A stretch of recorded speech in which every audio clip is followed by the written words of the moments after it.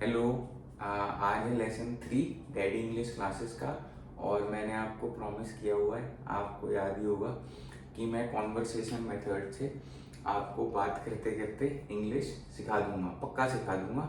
आप बोल पाओगे, समझ पाओगे, पढ़ पाओगे और मौज मस्ती में सीख जाओगे। कोई मेहनत नहीं करनी है, कुछ रटने की ज़रूरत नहीं है, किसी टेक्निकल चीज़ में पास्ट टेंस और ये सब चीज़ों में हम पढ़ेंगे ही नहीं। मैं आपको पक्का बातें करते करते इंग्लिश सिखा दूंगा, गारंटी के साथ। अब आज लेसन 3 में मैंने एक नया टॉपिक सोचा है और टॉपिक इंटरेस्टिंग है। यहाँ पे लिखा हुआ है the cat of my house, मतलब मेरे घर की बिल्ली। तो ये टॉपिक है, मेरे घर की बिल्ली। अब मैं आपको पहले ही बता दूं, मेरे पास बिल्ली ना वैसे है नहीं, होती तो मैं उसको थोड़ा सा इंट्रोड्यूस कर देता ऐसे करके पकड़ के, लेकिन मुझे बिल्ली पसंद है। आजकल वीडियोस भी बहुत वायरल हो रही है बिल्लियों की, तो मैं सोच रहा हूँ एक बिल्ली कभी ना कभी ली जाएगी, भविष्य में मैं लूँगा।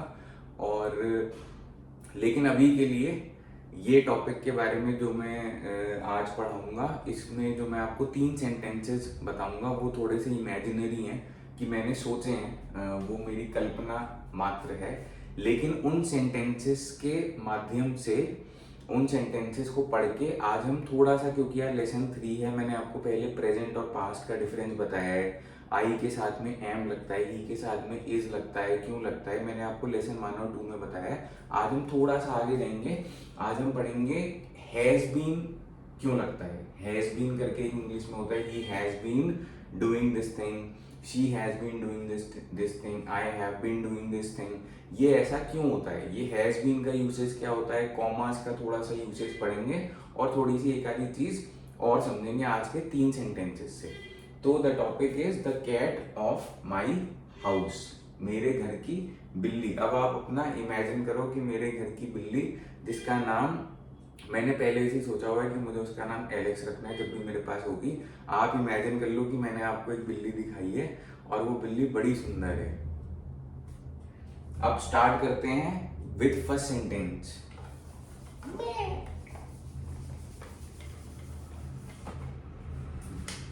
तो फर्स्ट सेंटेंस है Alex has been living with us for 2 years. Alex has been living with us for 2 years. इस सेंटेंस का हिंदी में मतलब ये है कि एलेक्स, जो कि मेरी बिल्ली का नाम है, एलेक्स प्यारी सी मेरी बिल्ली है, बड़ी ही, has been living with us for 2 years। Alex हमारे साथ में पिछले 2 साल से रह रही है। अब यहाँ पे हमें एलेक्स तो नहीं समझना, एलेक्स तो क्योंकि मेरी बिल्ली का नाम है। अब यहाँ पे हम इस सेंटेंस के माध्यम से हम बातें करते करते आज सीखेंगे हैज बीन का यूज क्या होता है। और अभी के जो लेसन 1 और लेसन 2 थे उसमें आईएनजी मैंने आपको 3 सेंटेंसेस हर लेसन में सिखाए थे, दोनों लेसन्स में, उसमें कभी भी आईएनजी नहीं आया था। तो आज पहली बारी हमारे पास में ये जो वर्ब है, मैंने आपको पहले बताया था, कुछ भी करना, खाना, कुछ भी चीज होती है उसको इंग्लिश में, हिंदी में क्रिया बोलते हैं, इंग्लिश में उसको वर्ब बोलते हैं। अब वर्ब के साथ में पहले मैंने आपको केवल वर्ब का ईट एट सिखाया था कि ईट मतलब खाना प्रेजेंट में, एट मतलब पास्ट में खाना। अब मैं आपको वर्ब के साथ में आईएनजी क्यों आता है आज मैं आपको वो बता दूंगा।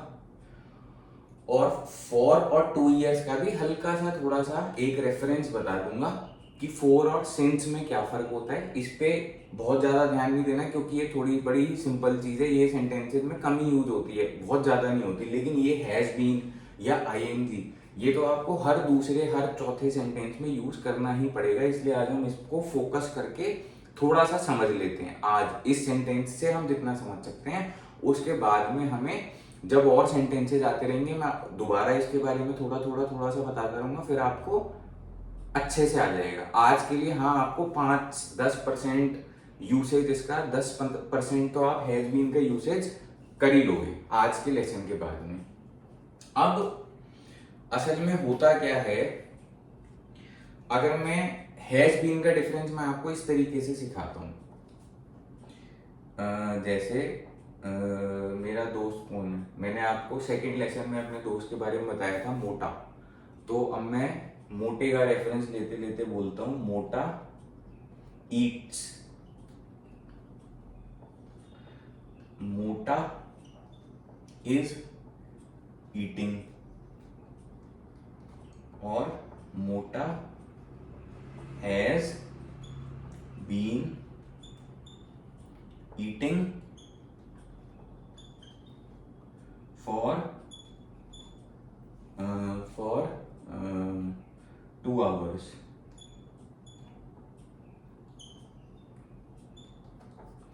अब ये 3 अलग अलग इंग्लिश के सेंटेंसेस हैं, जिसमें मोटा क्या कर रहा है, जिसमें मोटे की और मोटे के खाने के बारे में बात हो रही है। मोटा ईट्स, ईट्स मतलब खाना। ये तीनों सेंटेंसेस में मोटे की और मोटे के खाने के बारे में बात हो रही है, लेकिन इन तीनों सेंटेंसेस में डिफरेंस ये है कि मोटा का खाने का टाइम क्या है, कि मोटे के खाने का टाइम पीरियड क्या है, वो अलग अलग सेंटेंसेस से ये उसमें हल्का हल्का सा डिफरेंस कर रहा है। मैं आपको बताता हूं कैसे। मोटा ईट्स का इंग्लिश में अगर हम बोलते हैं मोटा ईट्स, तो इसका मतलब हिंदी में होता है मोटा खाता है। इसका मतलब ये नहीं होता कि मोटा खा रहा है, इसका मतलब होता है मोटा खाता है। मेरा दोस्त जो मोटा है वो खाता है। जैसे कि हम क्या बोलेंगे, फिश स्विम, जो मछली होती है वो तैरती है, जो मछली होती है वो तैरती है। स्विम का मतलब होता है तैरना। तो अगर मैं केवल और केवल ये बोलता हूँ ना फिश स्विम, क्योंकि असल में क्या होता है, फिश का प्लूरल जो होता है, मैंने आपको पहले ही बताया था, सिंगुलर के साथ में वर्ब के साथ में एस लगता है, प्लूरल के साथ में एस नहीं लगता है। लेकिन फिश का प्लूरल अगर 2 फिश होती हैं, 10 फिश भी होती है, तो भी हम उसको बोलते फिश ही हैं। तो मेरे कहने का मतलब है कि कई सारी फिश जो हैं स्विम, फिश स्विम, उसका हिंदी में मतलब ये है कि फिश जो है वो तैरती है, फिश तैरती है। एलिफेंट वॉक्स, एलिफेंट जो है वो चलता है, एलिफेंट चलता है। इसका हिंदी में और इंग्लिश में मतलब ये है कि मोटा खाता है, मोटा खाता है। मोटा ईट्स चाउमीन, मैंने आपको कल भी बताया था मोटे को बचपन में नूडल्स बहुत पसंद थे। अब मैं बोलता हूं कि मोटा ईट्स नूडल्स, उसका मतलब है मोटा नूडल्स खाता है। अब हल्का सा अगर हम नेक्स्ट वाले सेंटेंस पे चले जाएंगे जिसमें मैंने लिखा है मोटा इज ईटिंग, इसका मतलब ये हुआ कि मोटा प्रेजेंट में खा रहा है, मोटा खा रहा है। ये का मतलब है खाता है, इसका मतलब है खाता है, और इसका मतलब है खा रहा है। तो जो काम प्रेजेंट में हो रहा है वहां पे आपको आईएनजी यूज करना है। आईएनजी का मतलब ये होता है कि कोई भी काम जो है वो प्रेजेंट में अभी भी चल रहा है, अभी हो रहा है। जैसे कि मैं आपको बताता हूं, I am teaching you English right now, है ना, मैं आपको अभी इंग्लिश सिखा रहा हूं। तो अब इसी तरीके से अगर हम सोचे, अगर मैं बोलता हूं आई टीच इंग्लिश, अगर मैं बोलता हूं आई टीच इंग्लिश, उसका मतलब होता है मैं इंग्लिश सिखाता हूं, आई टीच इंग्लिश। लेकिन जहां पे आईएनजी आ गया वर्ब के साथ में, टीच मतलब पढ़ाना, अब मैंने टीच के साथ में जब आईएनजी लगा दिया तो उसका मतलब ये हो गया कि मैं इस समय मैं प्रेजेंट में आपको पढ़ा रहा हूं। I am teaching you English, I am watching Netflix, हालांकि मेरे पास नहीं है उसका सब्सक्रिप्शन, कहने में क्या जा रहा है, मजा आता है।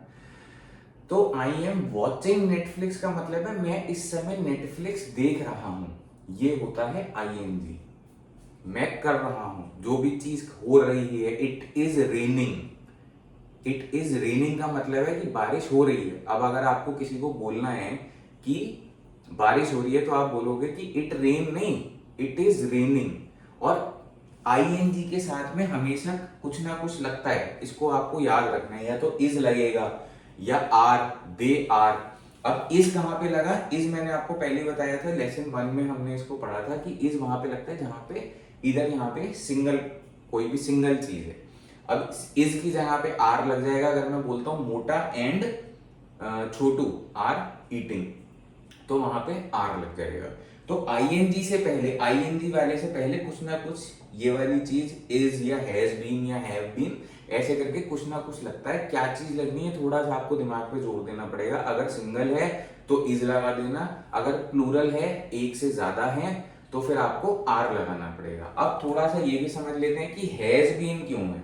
हैज बीन, हैज बीन वहां पे आता है। हैज बीन ना, हैज बीन और इज आईएनजी के साथ में, वर्ब के आईएनजी के साथ में थोड़ा सा आपको शुरू शुरू में कंफ्यूजन लग सकता है, लेकिन जब हम धीरे धीरे करके समझेंगे ना, और इस सेंटेंसेस में भी जब मैं आपको समझाऊंगा तो आपको थोड़ी सी क्लैरिटी मिल जाएगी। फिर आपको धीरे धीरे करके और क्लैरिटी मिलेगी। जैसे जैसे हम और बातें करेंगे, मैं और लेसन आपको बताऊंगा, तो आपको धीरे धीरे करके और क्लैरिटी मिलेगी। इसी वजह से मैंने आपको बोला है कि आज आपको इस टॉपिक के बारे में 10% क्लैरिटी, हो सकता है आपको 15% क्लैरिटी मिल जाएगी। अब Mota has been eating, has been eating के आगे मैंने क्या लिखा है? For 2 hours. हैज बीन का मतलब ये होता है, इसको इंग्लिश में पास्ट पार्टिसिपल बोलते हैं या जो भी बोलते हैं, हमें उसमें नहीं पढ़ना है। पास्ट पार्टिसिपल होता है, फ्यूचर पार्टिसिपल होता है कि the thing which has been going on and which is also being done right now. इस तरीके से इंग्लिश की ग्रामर में पढ़ाया जाता है पास्ट पार्टिसिपल। हमें उस पार्टिसिपल की टेक्निकल चीजों में पढ़ना ही नहीं है, हमें केवल बात करनी है। अब बात करने में अगर मैं आपको बोल रहा हूँ Mota has been eating for 2 hours, Mota has been eating वहां पे आएगा जहां पे मैं आपको आगे ये भी बोल रहा हूँ कि मोटा खा रहा था और अब भी खा रहा है। और कितनी देर से खा रहा है? मोटा 2 घंटे से खा रहा है। वहां पे ये आ जाता है कि Mota has been eating for 2 hours से। अब आप यहाँ पे ये जो वर्ड है से, अब अगर आप देखो मैं इन तीनों सेंटेंसेस को अगर मैं हिंदी में बताता हूं, मोटा खाता है, मोटा खा रहा है, मोटा 2 घंटे से खा रहा है, तो 2 घंटे से खा रहा है। ये जो वर्ड से है ना, ये केवल इसी वाले सेंटेंस में आ रहा है। तो से का मतलब होता है कि मैं एक आपको टाइम फ्रेम भी बता रहा हूं कि जैसे Alex has been living with us, मेरी जो बिल्ली एलेक्स है वो हमारे साथ में पिछले 2 साल से रह रही है। मेरे कहने का मतलब ये है कि वो पिछले 2 साल से हमारे साथ में से है और अभी भी रह रही है। तो यहां पे भी से आ गया। आप समझो कब से रह रही है? For 2 years। तो हम यहाँ पे लगाएंगे हैज बीन। यहाँ पे भी से आ गया। कब से? मोटा कब से खा रहा है? Mota has been eating for 2 hours। अब अगर जैसे मैं कॉन्वर्सेशन में बता दूं, जैसे मैं घर में घुसा और मैंने पूछा आंटी से, उसकी मतलब आंटी मतलब मेरे दोस्त की मम्मी, मोटे की मम्मी से पूछा, आंटी मोटा क्या कर रहा है? मैंने पूछा तो आंटी ने बोला मोटा तो खा रहा है। तो आंटी क्या बोलेंगी इंग्लिश में? मोटा इज ईटिंग। मोटा इज ईटिंग। अब अगर मैं उसके बाद में आंटी से पूछता हूँ कि आंटी वो कब से खा रहा है, तो उनका जवाब होगा Mota has been eating for 2 hours। वो 2 घंटे से खा रहा है। तो जहां पे इन दोनों सेंटेंसेस से आपको पता चल गया ना कि इन दोनों सेंटेंसेस से जो मैंने आपको इंग्लिश में बताया अभी कि मोटे की मम्मी मुझसे किस तरीके से बात करेगी, आपको थोड़ा सा फर्क पता चला ना। आपको और फर्क बाद में भी पता चलेगा। अब मैं आपको तीनों सेंटेंसेस का एक छोटा सा एग्जांपल देता हूं कि मैं मोटे के घर पे गया, मैंने पूछा आंटी मोटा 2 बजे क्या करता है? तो आंटी बोलेंगी मोटा ईट्स। 2 बजे मोटा खाता है। क्या आंटी मोटा 2 बजे क्या करता है? या आंटी मोटा 4 बजे क्या करता है? तो मोटा मोटा साइकिल चलाता है मतलब। या मोटा स्लीप्स, मोटा सोता है उस वाले टाइम पे। अब जब मैंने उनसे पूछा आंटी मोटा अभी क्या कर रहा है, तो वो बोलेंगे मोटा इज स्लीपिंग, या मोटा इज ईटिंग, या मोटा इज डूइंग दिस, क्योंकि वो अभी कर रहा है, प्रेजेंट में कर रहा है। तो इज और उसके साथ में वर्ब के साथ में आईएनजी। और कब से कर रहा है, मैं पूछूंगा आंटी कब से कर रहा है, तो Mota has been doing this for 2 hours या जो भी होता है, ये होता है हैज बीन। जहां पे ये हिंदी का वर्ड से और उसके बाद में हम बताते हैं कब से ये वाली चीज हो रही है, वहां पे हम बोलते हैं has been doing this, has been doing that, ये होता है हैज। अब हैज से ही आप थोड़ा सा डिफरेंस, जैसे एक चीज हम और सीख लेते हैं हैज वाले में, कि जिस तरीके से इज का, इसको रब कर देते हैं, कि जिस तरीके से इज का यूज सिंगल के साथ होता है और आर का यूज होता है प्लूरल के साथ, उसी तरीके से हैज जो होता है वो सिंगल के साथ यूज होता है और हैव जो होता है वो प्लूरल, प्लूरल का मतलब हो गया टू और मोर, दो या दो से ज्यादा। तो अगर मेरे पास 2 बिल्लियां होती, अभी तो मेरे पास एक भी नहीं है, अब बाई चांस अगर मेरे पास में 2 बिल्ली होती तो मैं बोलता है एलेक्स एंड, अब उसका नाम होता है कुछ भी, स्टेला मान लो उसका नाम होता है स्टेला, तो मैं बोलता है Alex and Stella have been, have been, तो मैं यहाँ पे लगा देता हैव। जहां पे सिंगल होता है वहां पे हैज, जहां पे एक से ज्यादा होता है, 2 या 2 से कितने भी ज्यादा, इनफाइनाइट मतलब कितने भी, मिलियन ट्रिलियन या 3 या कितने भी, वहां पे हम हैज की जगह पे हैव को यूज करते हैं। तो ये होता है हैज बीन लिविंग, ये हमने आज इसका आईएनजी भी थोड़ा सा सीख लिया है। विद अस हमारे साथ, विद अस का मतलब होता है हमारे साथ, अस मतलब हम मतलब वैसे तो हम होता है वी, लेकिन अस का मतलब होता है हमारा या हमारे। विद अस, एलेक्स जो है वो हमारे साथ रह रही है फॉर 2 इयर्स, मतलब 2 साल से। अब मैंने आपको बताया था, थोड़ा सा मैं आपको यहाँ पे फॉर का भी डिफरेंस बता देता हूँ कि फॉर क्या होता है, और मैंने यहाँ पे फॉर ही क्यों यूज किया, मैंने यहाँ पे सिंस क्यों नहीं यूज किया। अच्छा, आपने कुछ आजकल देखा होगा, आजकल कंपनीज ब्रांडिंग करती हैं सिंस 2017 या सिंस 1882 ऐसे करके कंपनीज लिखती हैं। सिंस का मतलब होता है कब से, यहाँ पे फॉर का मतलब भी कब से ही है, यहाँ पे फॉर का मतलब भी कब से ही है। तो ये 2 शब्द जो होते हैं ना, एक तो फॉर और एक शब्द सिंस, इन दोनों का मतलब होता है कब से। लेकिन अगर मैं आपको एक exact time frame exact time बता रहा हूं, जैसे सिंस 2017 या सिंस मॉर्निंग या सिंस जनवरी 31, तो वहां पे यूज होता है सिंस। और अगर मैं इस तरीके से आपको एक रफली एक अंदाजा बता रहा हूं जिसमें ड्यूरेशन आ रही है पूरी की पूरी 2 साल, 2 महीने या 3 दिन, तो मैं वहां पे यूज करता हूं फॉर। तो इसमें आपको, अगर इसलिए आपको फॉर और सिंस में अभी के लिए आप केवल और केवल इतना फर्क जान लो कि अगर मैंने यहाँ पे आज, अब 2024 चल रहा है, मैंने अगर यहाँ पे बोला होता सिंस 2022, अगर मैंने 2022 यूज किया होता यहाँ पे 2 साल की जगह, तो मैं यहाँ पे सिंस यूज करता। ये तो ये याद रखने वाली चीज है, इसके पीछे क्या लॉजिक है क्या लॉजिक नहीं है, इंग्लिश बनाने वाले का हमें नहीं पता कि उसके सिर पे कौन सा ऐसा सेब गिरा कि उसने बोला यहाँ पे सिंस यूज करेंगे, यहाँ पे फॉर नहीं यूज करेंगे, हमें नहीं पता उसके दिमाग में क्या है, पर ये है जो है सो है, क्या कर सकते हैं। अब बड़ा ही इजी है, बहुत छोटी सी चीज है। अगर मेरे को मैं यहाँ पे यूज करता 2022, तो मैं यहाँ पे यूज करता सिंस, या मैं यहाँ पे यूज करता 2017 तो मैं यूज करता सिंस, या मैं मॉर्निंग यूज करता, जब मैंने आपको एग्जैक्ट टाइम बता दिया। लेकिन अगर मैं आपको यहाँ पे कोई भी एक ड्यूरेशन यूज कर रहा हूँ, 2 साल 2 दिन या कुछ भी, तो मैं यहाँ पे फॉर यूज करूंगा, तो मैं यहाँ पे फॉर यूज करता हूँ। ये फॉर और सिंस का डिफरेंस है। धीरे धीरे करके मैं फॉर और सिंस को और यूज करूंगा। अभी तो हम बहुत सारी बातें करेंगे, मैं आपको बहुत सारी बढ़िया वाली कहानियां सुनाऊंगा, अच्छे टॉपिक्स पे डिस्कशन करेंगे, तो फॉर और सिंस और ज्यादा यूज होगा, हमें और ज्यादा उसका डिफरेंस पता चल जाएगा। ये तो हो गया फॉर और सिंस। और पहला सेंटेंस की Alex has been living with us, Alex हमारे साथ में रह रही है पिछले 2 सालों से। तो इस सेंटेंस से हमने हैज बीन का मीनिंग हल्का सा समझ लिया कि हैज बीन क्यों यूज होता है, और वर्ब के साथ में आईएनजी कब लगता है। आईएनजी तब लगता है वर्ब के साथ में कि मतलब ईटिंग या टीचिंग, कि जो काम अभी भी हो रहा है। तो अगर मैं आपको बोलता हूँ ना टीचिंग, तो मैं आपको अभी अभी पढ़ा रहा हूँ, वो काम अभी भी हो रहा है। और अगर मैं बोलता हूँ हैव बीन टीचिंग, अभी मेरी वीडियो को 20 मिनट होने वाले हैं, तो मैं बोलूंगा I have been teaching you since या for 20 minutes, I have been teaching you for 20 minutes.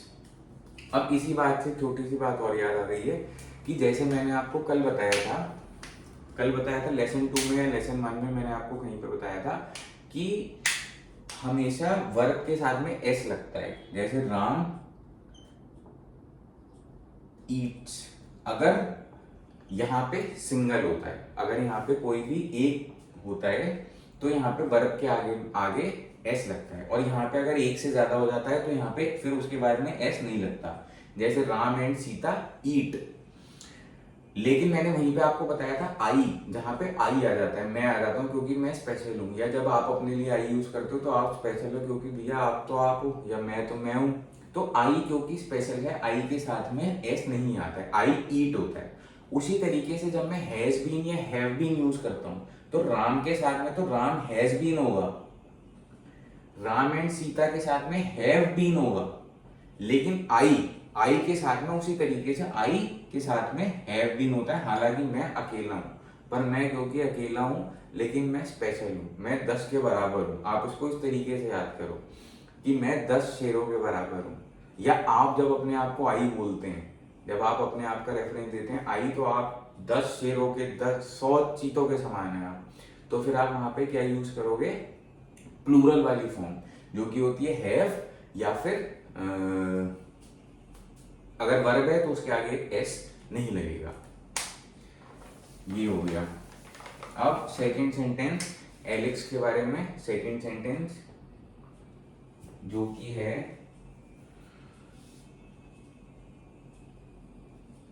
Alex Tyson and Stella play with each other।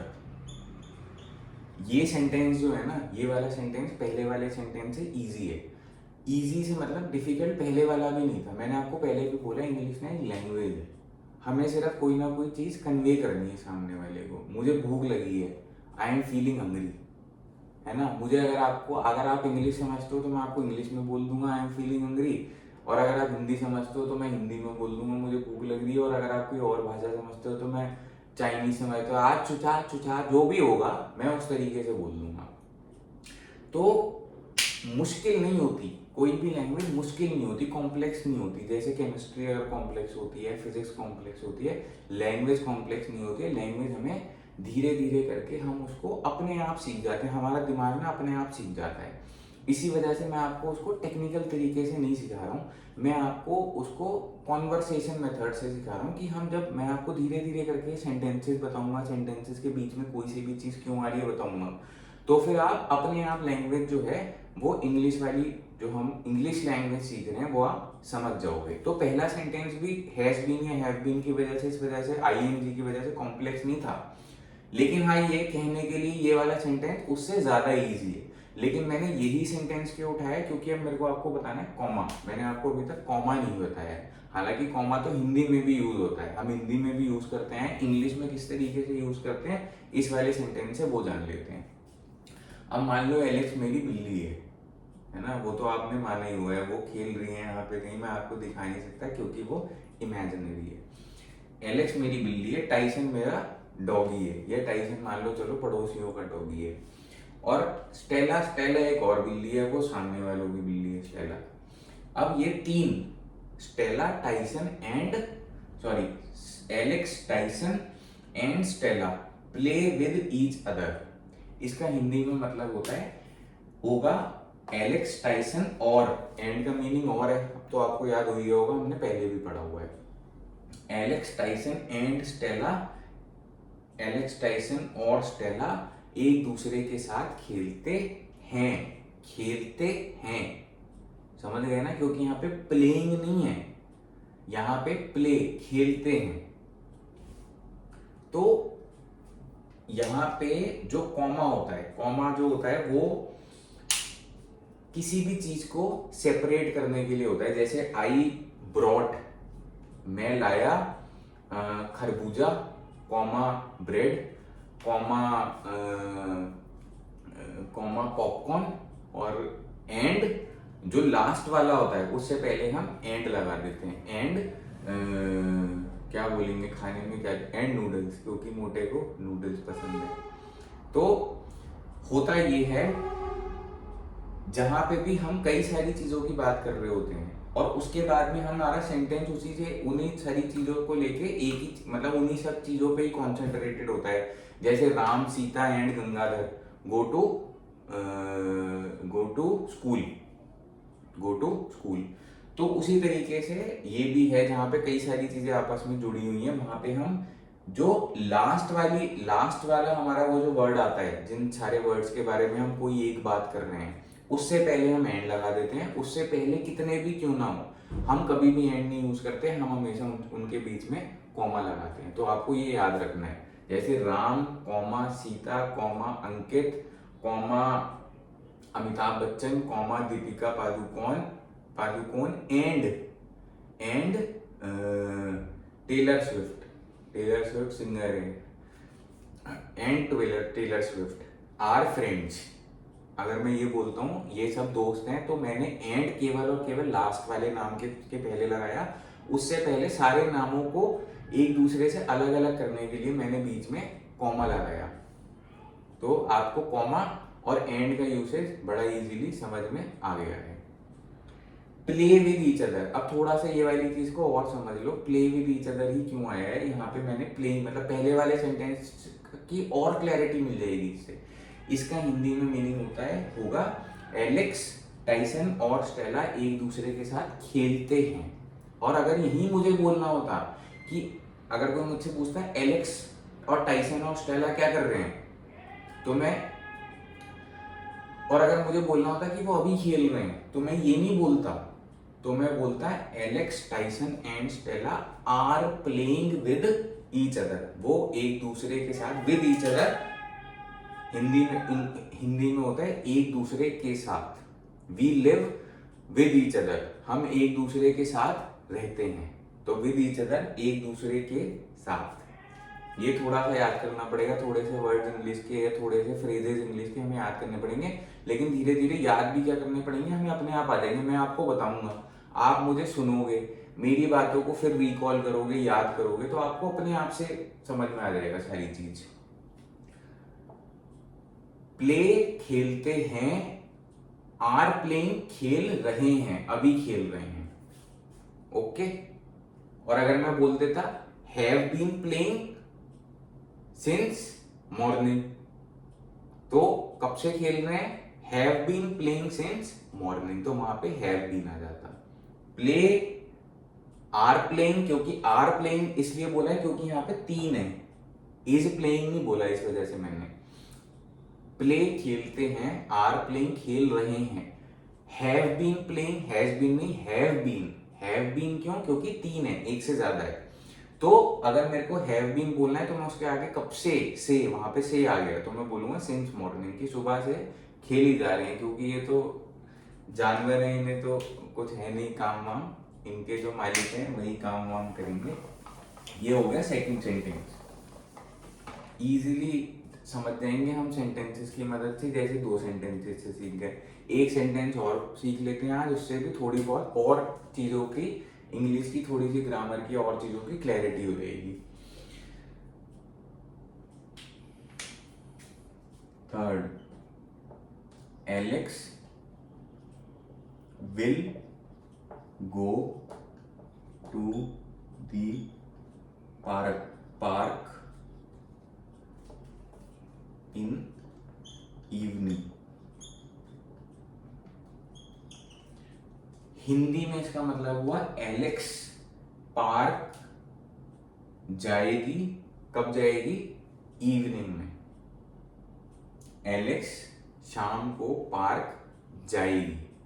अब इस सेंटेंस में विल का मतलब क्या हुआ, और क्योंकि ये शाम को जाएगी, अभी तो जब मैं ये वीडियो शूट कर रहा हूँ दोपहर हो रही है, इस वजह से मैंने बोला अभी तो शाम आएगी, तो एलेक्स शाम को पार्क जाएगी। अब यहाँ पे आगे एक नया वर्ड जो कि हमने अभी तक किसी लेसन में नहीं सीखा है, विल। विल। अब विल जो होता है ये होता है फ्यूचर के साथ में यूज। फ्यूचर मतलब कि जो चीज अभी हुई नहीं है, जो कि फ्यूचर में होगी, भविष्य में होगी, है ना। मैं जाऊंगा, मैं जाऊंगा, मैं खाऊंगा, इस तरीके से जहां पे होता है वहां पे विल यूज होता है। अब मैं आपको इसको और दूसरे सेंटेंसेस के उससे माध्यम से बता देता हूँ। जैसे अगर मैं बोलता हूँ Ram Yeats, Ram is eating, ये तो हमने दोनों पहले भी सीख लिए थे। अब मैं तीसरा बोलता हूं Ram will eat, Ram will eat. अब मैंने आपको ये जब सेंटेंस बताया राम ईट्स, इसका मीनिंग हमने पहले भी जान लिया, राम खाता है। राम इज ईटिंग, राम खा रहा है, राम खा रहा है, अभी खा रहा है, प्रेजेंट में राम खा रहा है। राम विल ईट, इसमें अभी तक कोई भी ना पास्ट का नहीं आया, पुराना वाला, वो मैं उठाऊंगा जब वो वाला मौका आएगा, तब वो वाला उठाएंगे। हालांकि मैं आपको रेफरेंस के तौर पे बता दूं, अगर मैंने राम वॉज ईटिंग बोल दिया, इसकी जगह पे वॉज, ये मैंने आपको लेसन 1 में बता दिया था, इस जो है वो प्रेजेंट के लिए, वॉज मतलब था। तो अगर मैं बोल दूं राम वॉज ईटिंग, तो राम खा रहा था, उसका सिंपल ये मीनिंग हो गया। अब उसको यूज कैसे करते हैं, कहाँ पे करते हैं, क्यों करते हैं, बड़ा इजी है जानना। जब मैं आपको वैसा सेंटेंस बताऊंगा तो मैं उस वाले टाइम पे आपको बता दूंगा वॉज ईटिंग वगैरह। अभी के लिए राम ईट्स, राम खाता है, राम इज ईटिंग, राम खा रहा है, राम विल ईट। अब अगर मुझे बोलना है कि राम, एक तो राम अभी खा रहा है, और अगर मुझे बोलना है कि राम खाएगा, जैसे मैं मोटे के घर पे गया तो मैंने मोटे की मम्मी से पूछा कि आंटी मोटा जो है वो खाना कब खाएगा, तो उन्होंने मुझे इंग्लिश में जवाब दिया, मोटा की मम्मी ने मुझे जवाब दिया कि मोटा विल ईट एट 8 PM, कि मोटा 8 बजे, मोटा will eat food at 8 PM, मोटा 8 बजे खाना खाएगा। तो विल ईट, वहां पे क्या आ गया, विल ईट। जो भी हम फ्यूचर में काम की बात कर रहे हैं, जो भी काम फ्यूचर में होना है, उसको हम किस तरीके से बोलेंगे, वहां पे हम वर्ब के साथ में विल जोड़ देंगे। अब क्योंकि मैंने यहाँ पे बोला है कि एलेक्स जो है वो शाम में पार्क जाएगी, क्योंकि एलेक्स जो मेरी बिल्ली है उसको पार्क में जाना पसंद है। हालांकि वो इमेजिनरी बिल्ली है जब भी, लेकिन वो होगी तो उसको पार्क में जाना तो पसंद होगा ही, हर किसी को पसंद होता है। तो जहां पे मैं बोलता हूं कि वो फ्यूचर में ये चीज करेगी, कोई भी चीज अगर फ्यूचर में होनी है तो मैं उसके साथ में लगा देता हूं विल। अब इन 3 सेंटेंसेस से जो आज हमने एलेक्स के बारे में जाने हैं, उनसे हमें एक तो हमें आईएनजी, वर्ब के साथ में आईएनजी कब लगती है, ये देखो उसका एग्जांपल ये है, राम इज ईटिंग, राम खा रहा है, जहां पे भी काम हो रहा है या काम होगा। विल नहीं, जहां पे काम होगा वो सेंटेंसेस खैर अभी बाद में आएंगे, लेकिन जहां पे अभी प्रेजेंट में काम हो रहा है, Ram is eating, they are going, वो जा रहे हैं, आई एम टीचिंग, मैं पढ़ा रहा हूं, तो वहां पे आईएनजी यूज होगा। आईएनजी मतलब जो काम प्रेजेंट में हो रहा है। तो अगर मैं आपके पास आता हूं, और आपके पास में मैं आपसे पूछता हूँ आप क्या कर रहे हो, और उस टाइम पे आप मेरी अगर बाई चांस वीडियो देख रहे हो, तो आप मेरे को क्या जवाब दोगे। मैं आपसे पूछूंगा क्या कर रहे हो जनाब, क्या कर रहे हैं, तो आप बोलोगे आई एम, आई के साथ में एम आता है, मैंने आपको पहले भी लेसन में बताया था, आई के साथ में इज नहीं आता या कुछ और नहीं आता, आई के साथ में हमेशा एम आता है, क्योंकि मैं स्पेशल हूं। I am watching daddy English classes video, I am watching, मैं देख रहा हूं, तो आप ये बोलोगे। या उस टाइम पे आप खरबूजा खा रहे हो, जब मैं आपके पास आता हूँ तो मैं कहता हूँ कि हाँ जी जनाब क्या कर रहे हो, तो आप बोलोगे I am eating musk melon, musk melon खरबूजे को इंग्लिश में बोलते हैं मस्क मेलन, तो आप बोलेंगे I am eating musk melon. आज के 3 सेंटेंसेस में हमने जान लिया वर्ब के साथ में आईएनजी कब आता है। हालांकि अभी कंप्लीट नहीं हुआ है, थोड़ा सा और धीरे धीरे करके और चीजें आएंगी और बातें सामने आएंगी, और दूसरा विल, वर्ब के साथ में जब हम फ्यूचर की बात करते हैं तो हम वर्ब के साथ में विल लगा देते हैं। आई विल ईट, मैं खाऊंगा, या फिर आई विल बिकम रिच, मैं अमीर बन जाऊंगा। तो अब देखो, अगर मैं बोलता हूं यही 3 सेंटेंसेस है, अगर मैं आपको दोबारा एक बारी रीकैप कर देते हैं कि अगर मैं बोलता हूं आई एम रिच, या मैंने कल के लेसन 2 में, जब मैंने आपको कल नहीं परसों लेसन 2 बताया था, तो मैंने आपको बोला था मोटा इज रिच, मोटा अमीर है। अब लेकिन अगर मैं बोलता हूं कि मोटा इज बिकमिंग रिच, तो बिकमिंग रिच मतलब मोटा अमीर बन रहा है, क्योंकि उसका काम वाम चल रहा है, या वो क्योंकि उसकी अच्छी नौकरी लग रही है, तो ही इज बिकमिंग रिच, वो रिच बन रहा है, अभी प्रेजेंट में रिच बन रहा है, बन जाएगा एक दिन। और अगर मैं बोलता हूं मोटा विल बिकम रिच, मोटा अमीर बन जाएगा, अभी उसका प्रोसेस चल रहा है या नहीं चल रहा है हमें नहीं पता, लेकिन हम फ्यूचर के बारे में बात कर रहे हैं, मोटा विल बिकम रिच।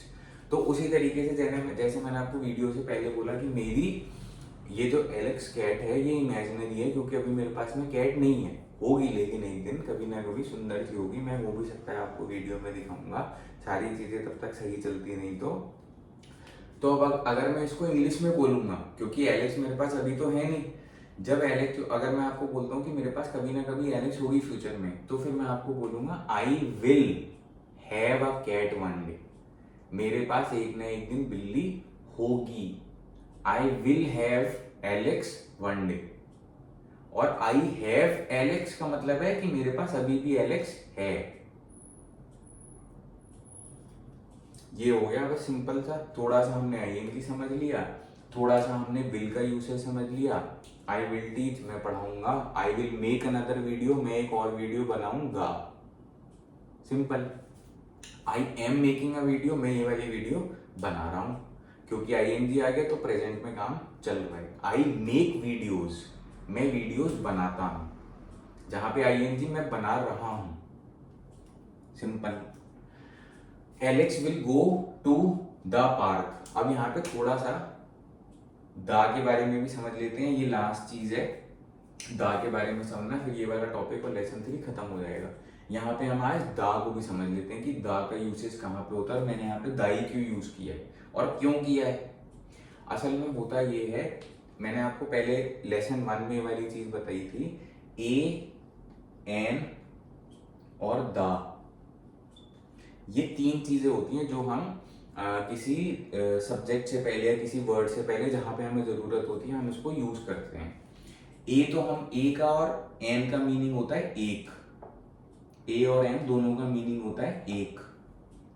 अब अगर मैं बोलता हूं I am holding a pen, मैंने एक पेन पकड़ा हुआ है, तो क्योंकि पेन जो है वो वर्ड पी से स्टार्ट होता है, उसके आगे मैं ए यूज करता हूं। लेकिन जहां पे अगर उसके अलावा पेन की जगह पे कोई दूसरा वर्ड होता है जो कि ए, ई, आई, ओ, यू, ये जो वॉवल्स होते हैं ए, ई, आई, ओ, यू, अगर इससे स्टार्ट होता तो फिर मैं वहां पे एन लगा देता। जैसे कि मेरे पास देखो अम्ब्रेला है ही, I am holding an umbrella, क्योंकि इसका ये वर्ड यू से स्टार्ट हुआ है, तो मैं यहाँ पे ए की जगह पे एन यूज कर दूंगा, मैंने एक छतरी पकड़ी हुई है। लेकिन मैं यहां पे दा कब यूज करता हूं, मैं इसी तरीके से कई जगहों पे हम दा भी यूज करते हैं, जब हम किसी एक स्पेसिफिक चीज के बारे में बात कर रहे होते हैं, जो कि बिल्कुल पर्टिकुलर चीज होती है, और हम उसके साथ में एक नहीं यूज करना चाहते वर्ड। जहां पे हम हिंदी में एक, मैंने एक पेन पकड़ा हुआ है अपने हाथ में, मैंने एक पेन पकड़ा हुआ है, I am holding a pen, तो मैं बोलूंगा आ pen.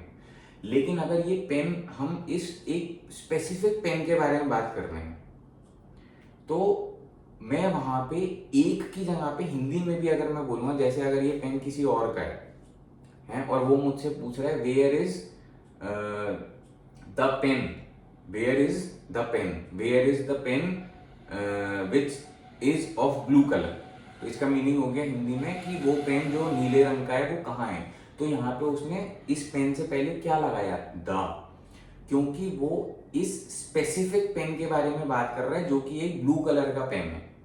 Where is the car that belongs to me, वो कार कहाँ है जो मेरी है, वेयर इज द कार, तो वो कार कहाँ है जो मेरी है। तो अगर मैं किसी भी स्पेसिफिक कार के बारे में, किसी भी स्पेसिफिक पार्क के बारे में, या किसी भी स्पेसिफिक चीज के बारे में उसको पॉइंट करते हुए बोल रहा हूँ, तो मैं उससे पहले हिंदी में भी तो एक नहीं लगाऊंगा ना। मैं हिंदी में तो नहीं बोलूंगा कि वो एक कार कहाँ है जो मेरी है, मैं तो ये बोलूंगा वो कार कहाँ है जो मेरी है, क्योंकि मैं स्पेसिफिकली उस वाली कार के बारे में बात कर रहा हूँ।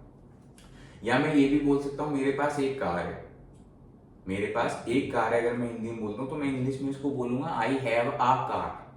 लेकिन अगर मैं स्पेसिफिकली उस कार के बारे में रेफरेंस देके कोई बात कर रहा हूँ तो मैं उसके साथ में द लगाऊंगा। Where is the car that I own, वो वाली कार कहाँ है, वो चीज कहाँ है, तो उससे पहले मैं द लगाऊंगा। अब यहाँ पे क्योंकि मैं एक स्पेसिफिक पार्क के बारे में बात कर रहा हूँ, मेरे कहने का मतलब है कि एलेक्स पार्क में जाएगी शाम में, क्योंकि मैं एक स्पेसिफिक पार्क के बारे में बात कर रहा हूँ जो कि मेरे घर के पीछे पड़ता है, मैं उस पार्क के बारे में। तो अगर मैं हिंदी में इसको बोलूंगा तो मैं एक पार्क नहीं बोलूंगा। इस सेंटेंस का जब मैं हिंदी में ट्रांसलेशन करूंगा तो मैं कहीं पे भी वर्ड एक नहीं यूज करूंगा। अब अगर मैं इसकी जगह पे एक सेंटेंस ये यूज करता, there is a park near my house, तो उसका हिंदी में मतलब होता, अगर मैंने बोला आ पार्क, तो उसका हिंदी में मतलब होता मेरे घर के पास एक पार्क है। लेकिन यहाँ पे मैं एक स्पेसिफिक पार्क के बारे में बात कर रहा हूँ, एक पर्टिकुलर पार्क जिसमें कि एलेक्स आज शाम को जाएगी, जो कि पार्क मेरे घर के पीछे है, तो मैंने यहाँ पे द पार्क यूज कर दिया क्योंकि मैं उसी पार्क की बात कर रहा हूँ जो घर के पीछे वाला है। अगर मैंने यहाँ पे आ पार्क बोल दिया होता तो मैं स्पेसिफिक नहीं होता कि वो उसी पार्क में जाएगी जो मेरे घर के पीछे है, तो मेरे कहने का मतलब होता है एक पार्क में जाएगी, भले वो किसी भी पार्क में चले जाए, भले वो यहाँ चली जाए, भले वो किसी न्यूयॉर्क के पार्क में चले जाए, भले वो मुंबई के पार्क में चले जाए, चाहे वो कहीं चले जाए, वो एक पार्क कोई स्पेसिफिक पार्क नहीं है। बस आज के 3 सेंटेंसेस में यही था, इजी थे थोड़े से। अब क्योंकि हम धीरे धीरे करके आज लेसन 3 है, ऐसे ही हम लेसन 4 में जाएंगे, लेसन 5 में जाएंगे, तो थोड़ी थोड़ी तो हमें नई चीज़ें सीखनी पड़ेंगी, और हम सीख जाएंगे। आपको मैंने पहले भी बोला था, अगर आप चाहते हो कि आप मेरे लेसन्स के साथ साथ और भी बहुत अच्छे से इन सारी चीज़ों को समझो, तो आप कोई भी दिन में 10 मिनट निकाल के, मतलब पूरे दिन में 10 मिनट निकाल के न्यूज़पेपर पढ़ लो, या न्यूज़ की कोई भी ऐप डाउनलोड करके पढ़ लो, उसमें कोई भी टॉपिक पढ़ लो जो भी आपको इंटरेस्टिंग लगता है, एंटरटेनमेंट का या पॉलिटिक्स का या इकोनॉमी का या किसी भी चीज़ का, उसको पढ़ लो, तो आपको समझ में आएगा। फिर आप कोरिलेट कर पाओगे कि हाँ इन्होंने इस तरीके से बताया था, और तो उसी तरीके से विल यूज हो रहा है, या उसी तरीके से आईएनजी यूज हो रहा है। क्योंकि हम जब उस चीज़ को दोबारा पढ़ेंगे तो हमें रिकॉल होगा, हम फिर आपस में चीज़ों को जोड़ जोड़ के देख पाएंगे, तो और ज़्यादा समझ में आएगा। बाकी यार लेसन 3 था, हमने इतनी चीज़ें समझ ली हैं, और मैंने आपसे प्रॉमिस किया हुआ है, मैं अपना प्रॉमिस पूरा वैसे जहाँ तक कर ही दूंगा कि मैं आपको इन्हीं सब सेंटेंसेस को सिखाते सिखाते, मैं फालतू में पास्ट पार्टिसिपल और ये सब चीज़ों को स्पेसिफिकली नहीं पढ़ाऊंगा, क्योंकि टेक्निकल है, मुश्किल हो जाता है, इंसान बोर हो जाता है। मैं इसी तरीके से आपको कहानियों और सेंटेंसेस बता के और कुछ टॉपिक्स के बारे में बता के मैं आपको इंग्लिश 100% सिखा दूंगा। लेसन 1, 2 और 3 अगर आप पढ़ोगे, आज वाला लेसन 3 है, इससे पहले लेसन 1 और 2 है, तो आपको और कुछ नहीं, कम से कम 3 से 4% इंग्लिश आ चुकी होगी अगर आप इसे ध्यान से पढ़ेंगे।